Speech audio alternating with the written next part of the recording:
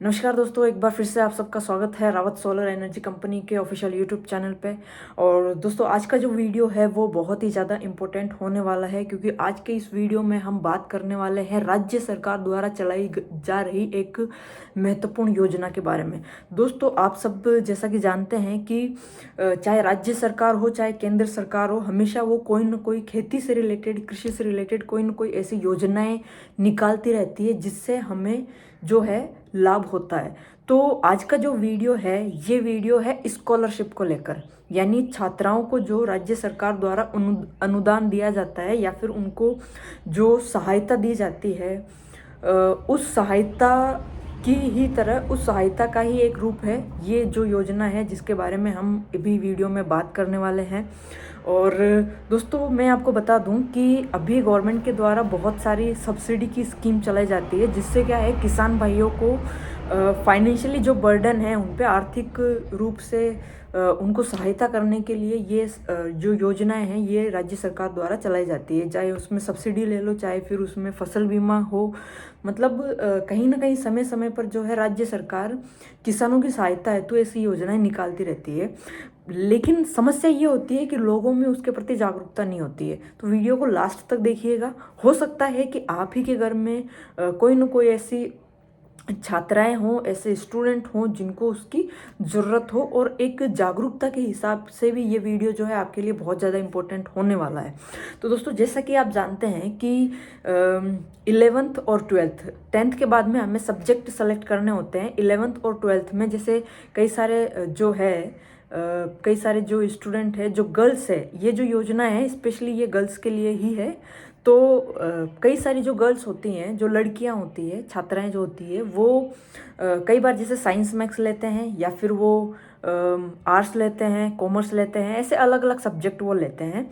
तो उस पर हालांकि सरकार के द्वारा जो है स्कॉलरशिप मिलती है, जो सरकार ने जो डिसाइड कर रखी है वो स्कॉलरशिप मिलती है।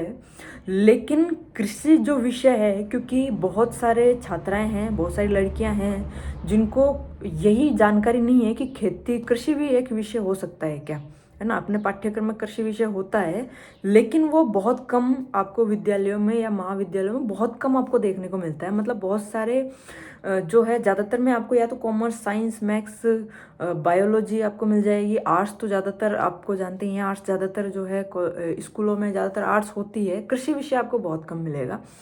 अच्छा, इसके साथ ही एक चीज़ यह भी है कि छात्राओं में रुचि नहीं है कृषि विषय को लेकर, जबकि आपको नहीं पता कि कृषि एक बहुत ही वाइड, एक तरह से अपन कह सकते हैं बहुत बड़ा क्षेत्र है जिसमें लोगों को जागरूकता नहीं है।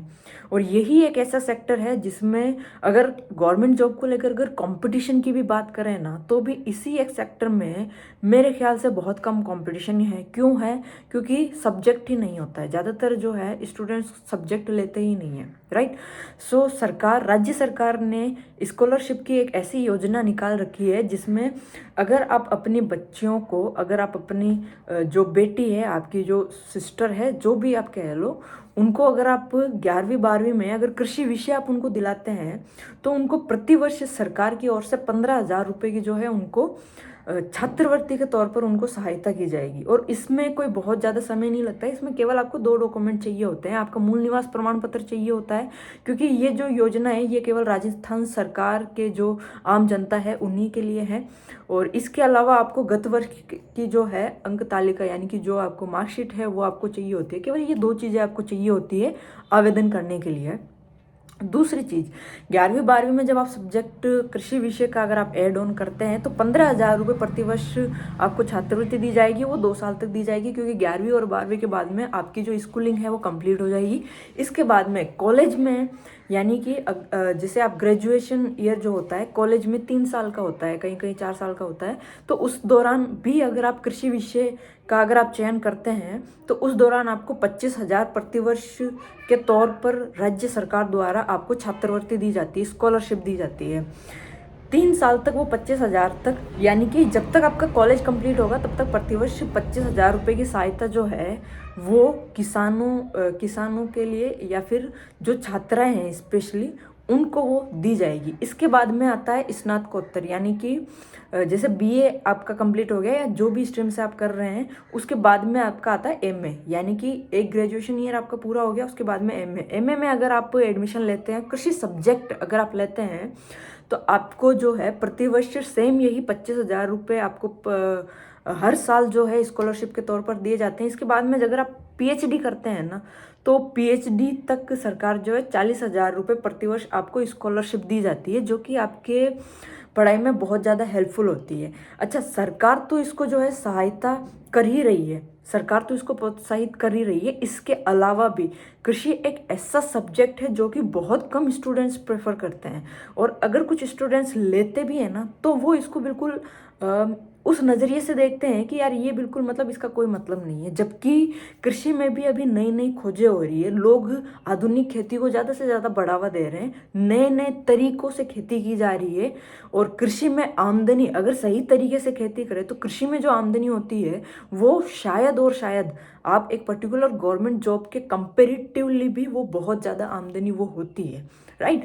लेकिन लोगों को जानकारी नहीं होती है। ज़्यादातर क्या है, प्रॉब्लम क्या है कि लोग ये सुनते हैं कि फलाना किसान ने आत्महत्या कर ली, खेती में बहुत ज़्यादा नुकसान हो रहा है, ये प्रॉब्लम हो रही है, वो प्रॉब्लम हो रही है। प्रॉब्लम्स तो सबको मालूम है, लेकिन जागरूकता नहीं है।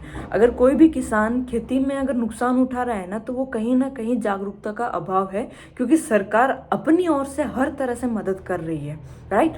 सो ये थोड़ा एक छोटा सा मुझे लगा कि मुझे इस पे एक वीडियो बनाना चाहिए, क्योंकि काफ़ी सारे लोगों को इस चीज़ की जानकारी नहीं है।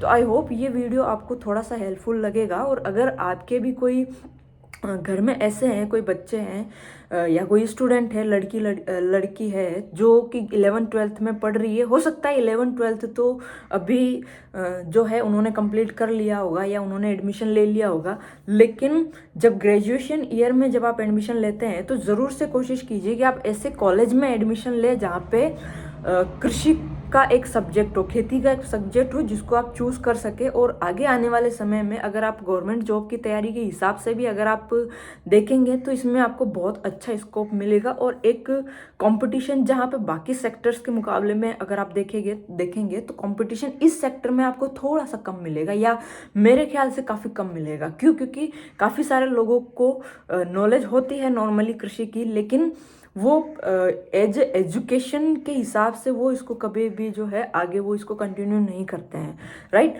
सो अगर ये वीडियो आपको थोड़ा सा भी हेल्पफुल लगे तो वीडियो को लाइक कर दीजिए, चैनल को सब्सक्राइब कर दीजिएगा, क्योंकि आगे आने वाले वीडियोस में आपको और भी ऐसी ही जानकारी मिलने वाली है, जिससे कहीं ना कहीं किसी न किसी प्रत्यक्ष या अप्रत्यक्ष तौर पर आपकी मदद जरूर होगी।